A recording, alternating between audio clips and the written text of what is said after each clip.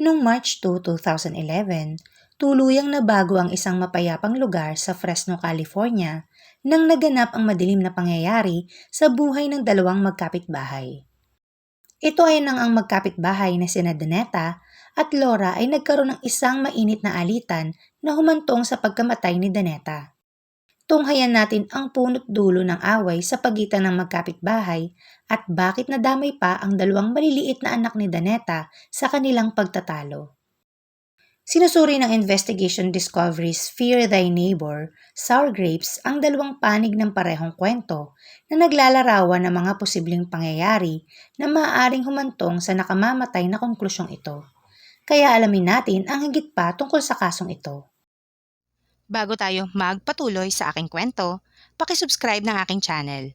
Pindutin ang bell button, piliin ang all para updated kayo sa lahat ng videos na i-upload ko. At huwag nyo rin kalimutang i-like at i-share. Maaari din kayong magpahatid ng inyong saloobin gamit ang comment section sa baba. At paki-follow na rin sa Facebook ang MagTV page. Si Donetta Lashy Henry o kilala sa pangalang Donetta ay isinilang noong 1974. Siya ay isang single mother ng dalawa niyang maliliit na mga anak. Ito ay ang kanyang anak na babae na si Dezane at ang anak na lalaki na si Desmond. Ang mag-iina ay lumipat sa isang townhouse sa Fresno, California at kasalukuyan namang nagtatrabaho si Donetta sa isang nursing home. Inilarawan ni Dezane ang kanyang ina bilang isang taong palaging positibo at mapagmahal na ina na gagawin ang lahat para sa mga anak. Sa kasalukuyan, nagpaplano si Donetta na bumalik sa paaralan dahil nais siyang magkaroon ng mas magandang buhay para sa kanya at sa kanyang mga anak. Tulad ng nabanggit, lumipat sina Donetta at ang kanyang maliliit na mga anak sa Fresno. Kaya agad nilang nakilala ang kanilang mga bagong kapitbahay na sina Alvin Dalton at Laura White. Sina Alvin at Laura ay mag-live-in partner na naninirahan sa nasabing lugar ng halos 1 taon at kalahati nang lumipat sina Donetta. Si Alvin ay nagtatrabaho bilang isang driver ng truck at si Laura naman ay isang mabuting may bahay na may positibong pananaw sa buhay. Ang mag-asawa ay masaya at mapayapang namumuhay sa kanilang tahanan. Hanggang isang araw na bago ito nang lumipat ang mga bagong kapitbahay na sina Donetta. Sa simula, ang magkapitbahay ay may maayos na pagsasamahan. Ngunit kalaunan, nagbago ang mga bagay-bagay sa pagitan ng dalawa. Ang unang nagpahayag ng panig ay si Laura. Ayon sa kanya, sa paulit-ulit na humihingi umano ng pera si Donetta sa kanya. Nung una, ito ay $2 lamang, hanggang sa hindi nagtagal, palagian ng humihingi si Donetta. Maliban dito, hihingi rin si Donetta ng mga pagkain para sa kanya at sa mga bata. Sa katunayan, nang dumating umano si Donetta ng mga bandang 5:00 ng umaga, humihingi ito kay Laura ng oil at cornmeal. Kaya naman dahil dito, sinabihan ni Alvin si Laura na ihinto na ang pagbibigay ng mga bagay kay Donetta at putulin na ang pagkakaibigan.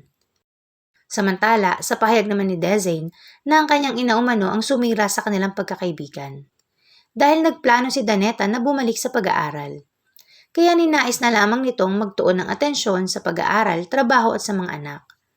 Dahil sa pangyayaring iyon, labis na umanong ikinagalit ito ni Laura. Kaya nagsimula umanong ichismis ni Laura ang lahat ng bagay patungkol kay Donetta sa iba pang mga kapitbahay. Mula nang nagkaroon ng hidwaan sa pagitan ng magkapitbahay, pareho ang dalawa na nagpapatuloy na nagkukulitan sa isa't isa sa pamamagitan ng pagpapatugtog ng malakas na musika para mainis ang isa't isa. Kaya naman nagpatuloy ang kanilang alitan. Ayon sa pahayag ni Laura, na itinapon ni Donetta at ng kanyang mga anak ang kanilang mga basura sa likod ng balkonahin ni Laura. Na kung saan, batay naman kay Dezane, si Laura ang gumagawa ng mga bagay na yon. Ngunit hindi lamang dito natatapos ang kanilang away. Dahil sa Donetta ay nag-ulat sa pulisya na si Laura umano ay bumunot ng baril sa harapan nito. Kaya pumunta ang mga pulis sa bahay ni Laura para maghalughog sa loob. Ngunit walang nakitang baril ang mga pulis at itinanggi ni Laura na bumunot siya ng baril sa harapan ni Donetta. Matapos nito, nagpatuloy pa rin ang asaran ni Laura at Donetta sa isa't isa. Isang umaga habang papaalis si Alvin para magtrabaho, nakita niyang nasira ang kanyang sasakyan. Ito ay may mga toilet paper, fudge at syrup na pinahid sa buong sasakyan. Maliban dito, kinailangan ding pumunta ni Alvin sa Department of Motor Vehicles o DMV para kumuha ng mga bagong tag dahil may scratch ang mga ito. Dahil sa nangyari sa kanilang sasakyan, walang ibang sinisi sina Alvin at Laura na gumawa ng mga bagay na yon kundi sina Danetta at ang kanyang mga anak. Inamin naman ni Desi na nilagyan nga nila ng toilet paper ang kotse, ngunit maliban doon ay wala na.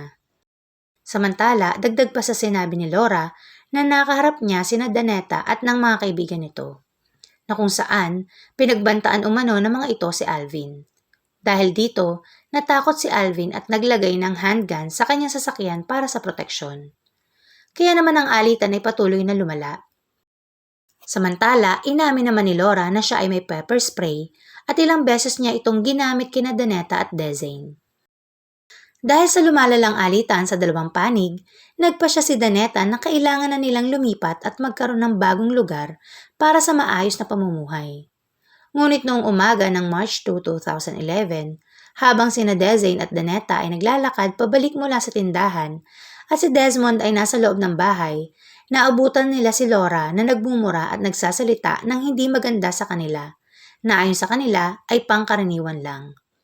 Kaya naman binato siya ni Dezane ng sports drink at inilabas naman ni Laura ang kanyang pepper spray. Pagkatapos pumasok umano si Laura para kumuha ng isang kaldero ng kumukulong tubig na ibinuhos naman ito kay Danetta. Habang nagaganap ang kaguluhan, tumakbo naman palabas ng bahay si Alvin. Kaya lumabas din si Desmond ng kanilang bahay at pinakiusapan si Alvin na pigilan o putulin ang away sa pagitan ng mga babae. Ngunit nanood lamang umano si Alvin at sinabing hayaan silang mag-away. Samantala, sina Dezane at Desmond naman ay sinisikap na awatin sina Laura at Danetta. Ngunit ayon kay Dezane na sinampal siya ni Alvin sa mukha. Pagkatapos, sinabihan ni Alvin si Laura na tumakbo sa bahay para tumawag ng 911 at kinuha ni Alvin ang kanyang baril mula sa kotse at sinimulang barilin si Danetta. Nasa kasamaang palad, tinamaan niya si Danetta sa ulo, dibdib, braso at bisig. Habang namamaril, kinagat naman ni Dezane si Alvin sa puwitan. Kaya binaril siya ni Alvin sa tiyan at siko. Tumakbo naman si Desmond palapit kay Alvin ngunit siya ay napadapa. Kaya sa kabutihang palad nang tatangkain ni Alvin na barilin siya, ang baril ni Alvin ay nag-jam. Samantala, habang nagaganap ang nakakatakot na eksena, ang mga kapitbahay ay tumawag na sa 911. Nang dumating ang mga pulis kasamang emergency medical technician o EMT, agad nilang pinasok sa ambulansya si Dezane para gamutin sa ospital. Ngunit sa mga oras na yon, nalaman na rin ng bata na patay na ang kanyang ina dahil nakita niyang umiiyak ang kanyang kapatid at narinig niyang sinabi ng mga EMT na hindi nila kailangan ng gurney para sa ikatlong tao. Samantala, inaresto ng mga pulis si Alvin. Sa pagliliti, sinabi ng kanyang mga abogado na pinagtanggol lang ni Alvin ang kanyang sarili. Ngunit hindi ito pinaniwalaan ng mga hurado. Kaya noong September 2011, napatunayang nagkasala si Alvin ng second-degree murder at 2 bilang ng tangkang pagpatay. Siya ay hinatulan ng 83 taong habang buhay na pagkakakulong sa Correctional Training Facility ng Soledad, California at may posibilidad na makakuha ng parol sa March 2036. Makalipas ang 3 taon mula nang makulong noong December 2014, ikinasal sina Alvin at Laura. At si Laura ay kasalukuyang naninirahan pa rin sa Fresno, California. Samantala, ang mga anak naman ni Danetta ay pinalaki ng mga kamag-anak na ngayon ay may mga maayos na pamumuhay at may sarili ng pamilya. Bago po matapos ang video, nais ko lang pong batiin sina Marquez Marvi from Romania at Teresita Calo from US.